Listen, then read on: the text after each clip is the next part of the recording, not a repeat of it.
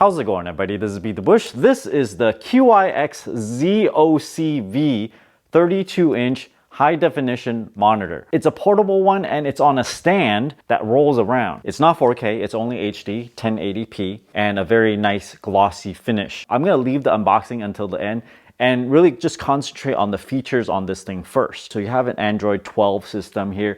You can download apps from the Play Store right here. So you need to have a Google account. When I brought up some of the apps over here like YouTube and I tried to play it, it says update the app. But in order to update it, you have to log into the Google account in order to access the Play Store. So keep that in mind. If you want to use all these things, you got to hook up your Google account. However, if you just plan to use the HDMI and use this just like a monitor and not use this Android stuff, you can just go there and HDMI input. Let me connect some HD device to it and then we can see how it performs.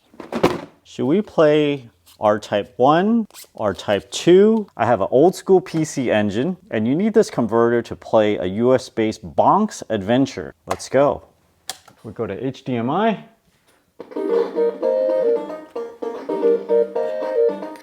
I can't control the volume here. This TV is not going to control the volume for HDMI inputs. For more modern devices, you should be able to control the volume on the device itself rather than at the TV level. When you put the TV at the lowest level, the top of the TV is 50 inches from the floor. And when you move it up to the highest level, the top of the TV is 56 inches off the floor. It actually rolls around pretty easy, even with the monitor at the highest level. It's more stable if you kind of grab sort of a bit lower on this pole and just pull it around. The Android system is pretty old itself, but I didn't find anywhere that allowed me to update the entire system, the OS itself. So you're gonna have to be working with an Android 12 from 2021. All the apps still works, but I have trouble using the camera over here. I'm gonna turn it on. There's a built-in Android TV inside. It's kind of like a Wii remote. If the cursor it's out of sync with your remote, you can kind of point it towards the corner and then come back and it's centered. Pushing the home button, decrease volume, increase volume. It's a full-on Android system. I can swipe left. You have all these apps. It's basically a computer on wheels. Swipe again. Let's check out YouTube. Well, we gotta connect to the internet first. So let's go home, settings, network, Wi-Fi. Let's go on YouTube. We have to update the app, but let me play the video for you guys. Let's see. What the heck is this thing? It's a whipped cream dispenser. I don't know if this is so incredibly over-engineered, but it's thick stainless steel. And if I turn on the lights, I'm playing this through a browser. The color is not bad. It's high def, but not 4K. So I'm gonna turn it around and we can see what the viewing angle on this is. It's very, very good. You can almost see it at all angles. So if you're giving a presentation and you have people to the left and the right, you can still see it. It says it's an LCD display, but it does not actually say what kind of panel this is. I want to say it's an IPS because it has a high viewing angle. And also check this out. You can touch the monitor. Go home. Look at that. It's a touch monitor too. So this makes it kind of nice, because the remote is a little bit hard to use. So instead you can just go and touch it. You can just go straight to the browser, go down. The audio is not the best. It kind of feels slightly echoey. It will work if you're giving a presentation. It's quite loud. I'm gonna turn the audio up all the way and we'll see what it sounds like. Squeeze it in. I don't know if this is so... This is Android version 12.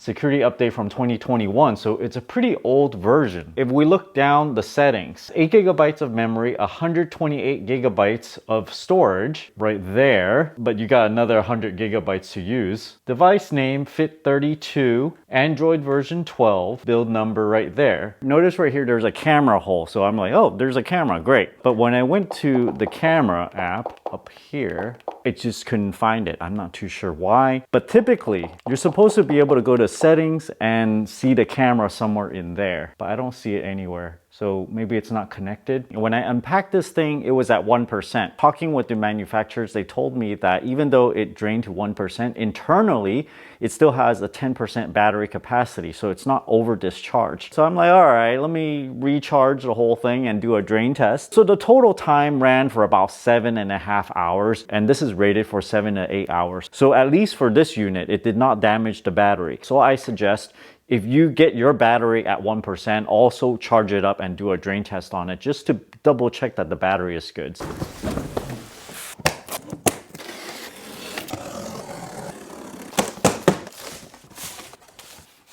There's a user manual. Here's a packing list. There's a lot of styrofoam here. Look at that. I'll start on the right side where there's a base plate with 5 tiny little casters on the bottom. This by itself is quite heavy. And then you have the pole that has a mount for the screen and a connector. And here we have the screen itself. Let me try to get that. Let's see if there's anything underneath this styrofoam. Nope, that's it. Viewable area is 31.5 inches. This is an HD monitor, 1080p. Taking a look at the other side, there's a lone connector, and this looks like it's just 2 pins. It's just power. This is on the underside of the monitor. You have a power button, auxiliary audio output, or headphone jack. The USB port is used for storage devices, mice, or keyboards. You have your HDMI in for high definition input, and this Type-C port is for the factory only. It is not a Type-C monitor, meaning you cannot put video input through this Type-C port. You have a contents list. Some of the screws are already installed, so you don't see them over here. There's a user manual, AC adapter, 72 watt one with a barrel connector, a remote which is very lightweight. It feels almost like nothing. Inside the battery case, there's a little dongle here. We'll put in the batteries. Here's the instructions for the remote and also in Chinese. This is a wireless air mouse and it also has a voice input. This is an RF wireless mouse, but it still has this RF window on the front. So it's likely doing both, I think. And finally, it comes with a screwdriver, an Allen wrench, some screws, and a little cover thing. The 5 casters allows the base to turn in place and roll pretty smoothly. And I like how they covered up the bottom and allow only the casters to peek through. Towards the back, you plug the power in right at the bottom and the cable snakes through and go through this hole in the center. Remove the screws from the bottom of the pole. The styrofoam packaging has a little space so that the base can stay vertical while you attach that pole. Or you can do it like this and stand it against the table. I have it about 45-degree angle here, and then I can lower it into the pole.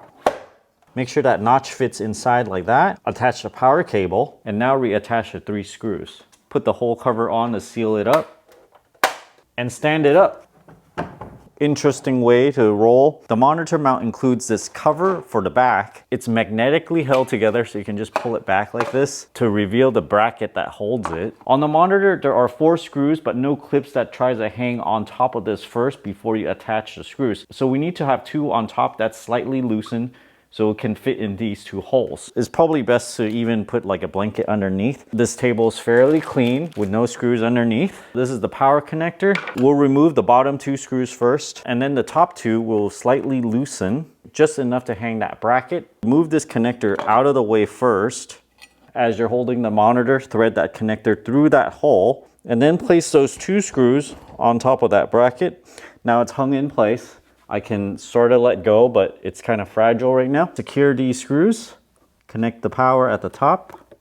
Now we can put on the cover piece, and it's just held together there magnetically. Now we can twist it and turn it as needed. You see this channel here, we can push the entire monitor down all the way like that, or it comes up. So there's around 6 inches of adjustability for height. Finally, we can attach the power, plug in the barrel plug at the bottom, plug in the USB dongle for the remote. At the base, there is a percentage sign and a charge indicator. It was at 1% right when I plugged it in. It might mean that there's some kind of internal consumption of the battery. It's not connected to TV because the connectors were disconnected. If you guys are interested in this portable 32-inch high-definition presentation TV on wheels, check out my affiliate link down in the video description below. Thanks for watching this video. Until next time.